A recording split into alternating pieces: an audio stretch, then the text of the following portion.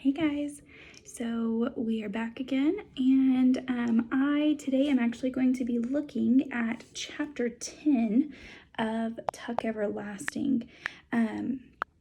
So the reason why I chose to go on ahead and move on to chapter 10 is because this is where you really get introduced to the Tuck family and kind of just their different personality based off of Winnie.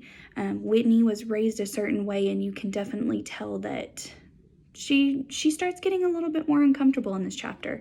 That she started off really excited that she was beyond ecstatic to be able to run away from her family, and now she's like, maybe this wasn't such a good idea. And you're gonna see why. Okay, so before we got started, I wanted to talk about your quick write that you do at the beginning. So it says, write about mealtime traditions at your house. For example, do you eat together or separately? Who cooks? And while this may seem like a pretty simple question, this is kind of what starts Winnie on that journey of, was this really the best choice or not? And where she starts kind of rethinking her decisions. Think about if you've ever been away from home for too long and you weren't, for me, it was always my dad did the cooking. So whenever I was away from my family and my dad wasn't doing the cooking, I started getting homesick for it, because that's what we did in our family. So today we're going to read chapter 10, and I want you to really put yourself in Winnie's shoes and think about how you would feel if you were in her position. Would you be happy? Would you be missing something? Okay? So Winnie had grown up with order. She was used to it. Under the pitiless double assaults of her mother and grandmother, the cottage where she lived was always squeaking clean, mopped and swept, and scoured into limp submission. There was no room for carelessness, no putting things off until later. The foster women had made a fortress out of duty. Within it, they were abominable, and Winnie was in training. So she was unprepared for the homely little house beside the pond, unprepared for the gentle eddies of dust, the silver cobwebs, the mouse who lived and welcomed to him in a table drawer. There were only 3 rooms. The kitchen came first, with an open cabinet where dishes were stacked in perilous towers without the least regard for their varying dimensions. There was an enormous black stove and a metal sink, and every surface, every wall was piled and strewn and hung with everything imaginable, from onions to lanterns to wooden spoons to washtubs, and in a corner stood Tuck's forgotten shotgun. So here we do get a pretty big picture of the difference between those two houses. They're trying to point out to us, this is how she was raised, this is where she's at now, she's with the Tucks, this is what's different about their house. The parlor came next, where the furniture, loose and sloping with age, was set about helter-skelter.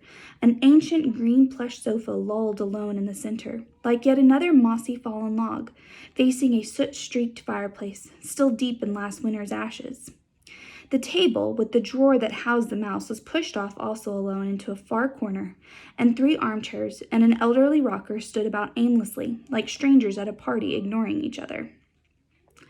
Beyond this was the bedroom, where a vast and tipsy brass bed took up most of the space, but there was room beside it, for the washstand with the lonely mirror, and opposite its foot a cavernous oak wardrobe from which leaked the faint smell of camphor. Up a steep flight of narrow stairs was a dusty loft. That's where the boys sleep when they're home, May explained, and that was all. And yet it was not quite all, for there was everywhere evidence of their activities, May and Tuck's. Her sewing, patches and scraps of bright cloth, half-completed quilts and braided rugs, a bag of cotton batting with wisps of its contents, like snow, drifting into cracks and corners. The arms of the sofa webbed with strands of thread and dangerous with needles. His wood carvings, curly shavings furring the floor, and little heaps of splinters and chips. Every surface dim with the sawdust of countless sandings, limbs of unassembled dolls and wooden soldiers, a ship model propped on the mouse's table, waiting for its glue to dry, and a stack of wooden bowls, their sides smooth to velvet, the topmost bowl filled with a jumble of big wooden spoons and forks, like dry, bleached bones. "We make things to sell," said May, surveying the mess approvingly. So again, still going on along here, continuing to show that contrast of the Tuck's house from Winnie's house. Again, put yourself in her shoes. You've been kidnapped by this family that you don't know, and you've been raised an entire way. You've never been to anyone else's house only been to school maybe a couple of years, so coming into someone else's house that looks like this, how would you feel not knowing if you were going to get to go home again? And still, this was not all. For on the old beam ceiling of the parlor, streaks of light swam and danced and wavered like a bright mirage, reflected through the windows from the sunlit surface of the pond. There were bowls of daisies everywhere, gay white and yellow, and over everything was the clean, sweet smell of the water and its weeds, the chatter of swooping kingfisher, the carol and trill of a dozen other kinds of bird, and occasionally the trilling bass note of an unastonished bullfrog at ease somewhere along the muddy banks. Into it all came Winnie, eyes wide and very much amazed. It was a whole new idea to her that people could live in such disarray, but at the same time she was charmed. It was comfortable. Climbing behind May up the stairs to see the loft, she thought to herself, maybe it's because they think they have forever to clean it up. And this was followed by another thought, far more revolutionary. Maybe they just don't care. The boys don't be home very much, said May, as they came up into the half-light of the loft. But when they are, they bed up here. There's plenty of room. The loft was cluttered, too, with all kinds of odds and ends, but there were 2 mattresses rolled out onto the floor, and fresh sheets and blankets were folded and almost neatly on each, waiting to be spread.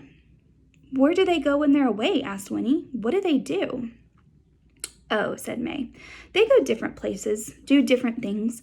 They work at what jobs they can get, try to bring home some of their money. Miles can do carpentering, and he's a pretty fair blacksmith, too. Jesse, now, he don't ever seem too settled in himself. Of course, he's young. She stopped and smiled. That sounds funny, don't it? Still, it's true just the same. So Jesse, he does what strikes him at the moment, working in the fields or in saloons, things like that, whatever he comes across. But they can't stay on in any one place for long, you know. None of us can. People get to wondering. She sighed. We've been in this house about as long as we dare, going on 20 years. It's a right nice place. Tuck's got so he's real attached to it. Then, too, it's off by itself. Plenty of fish in the pond, not too far from the towns around. When we need things, we go sometimes to one, sometimes the next, so people don't come to notice us much, and we sell where we can. But I guess we'll be moving on one of these days. It's just about time. So this kind of explains right here why maybe, you know, if you think about it, that Winnie and her family have lived in this house for forever, well, as long as Winnie can remember, and they've never seen the Tucks before because, as she just explained, they don't ever stay in one place very long, but when they do, they kind of move around. They don't go to the same place every time, the same town, because they don't want people to notice them and start asking questions again. It sounded rather sad to Winnie, never to belong anywhere. That's too bad, she said, glancing shyly at May, always moving around and never having any friends or anything. But May shrugged off this observation. Tuck and me, we got each other. Sorry, guys. And that's a lot. The boys now, they go their separate ways. There's some different, don't always get on too good, but they come home whenever the spirit moves, and every 10 years, first week of August, they meet at the spring and come home together so as we can be a family again for a little while. That's why we was there this morning. One way or another, it all works out. She folded her arms and nodded, more to herself than to Winnie. Life's got to be lived, no matter how long or short, she said calmly. You got to take what comes. We just go along, like everybody else, one day at a time. Funny, we don't feel no different. Leastways, I don't.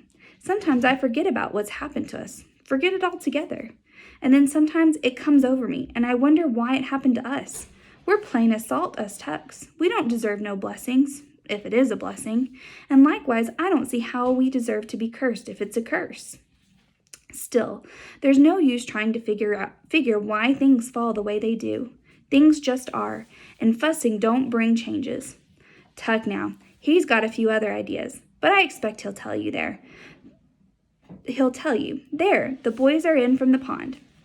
So here we kind of are getting May's perspective on what has happened to them. She's sometimes forgets about it. Sometimes she says she doesn't, sorry guys, my pen quit working. We don't deserve blessings if it is a blessing, and likewise, I don't see how we deserve to be cursed if it's a curse. Still, there's no use to try and figure out why things fall the way they do. So she's not really sure why this stuff has happened to her. She's not sure if it's a good thing or if it's a bad thing. And with each of the Tucks, I feel like we see a little bit of a different. We see that Jess has just embraced this whole situation, and he uses it to do everything and go see everything. Miles, on the other hand, he's like, no, this isn't something that you want. May is kind of in the middle. So it's going to be interesting to see how Tuck feels about this and how he explains it to everybody. Winnie heard a burst of voices downstairs, and in a moment Miles and Jessie were climbing to the loft. Here, child, said May hastily. Hide your eyes. Boys, are you decent? What'd you put on to swim in? I got Winnie up here, do you hear me? For goodness sake, Ma, said Jessie, emerging from the stairwell. You think we're going to march around in our all together with Winnie Foster in the house? That means that he's saying we're not going to walk around without any clothes on. And Miles behind him said, we just jumped in with our clothes on. Too hot and tired to shed 'em. It was true. They stood there side by side with their wet clothes plastered to their skin, little pools of water collecting at their feet. Well, said May, relieved. All right, find something dry to put on. Your pa's got supper nearly ready. And she hustled Winnie down the narrow stairs. So, again, I feel like in this chapter, it gives us a picture of the Tucks and how they live as compared to Winnie. And I think that's going to help you understand more on some of those questions about why is she all this, why have her feelings changed? How did they change? Again, remember to put yourself in her shoes. How would you feel if you had been taken from your home, the only place you've ever been, and brought into this completely strange new place? Okay? All right, guys. So next time we read, we will be on our next section. So make sure that you finish chapter 11 as well. All right, guys. I'll see you next time.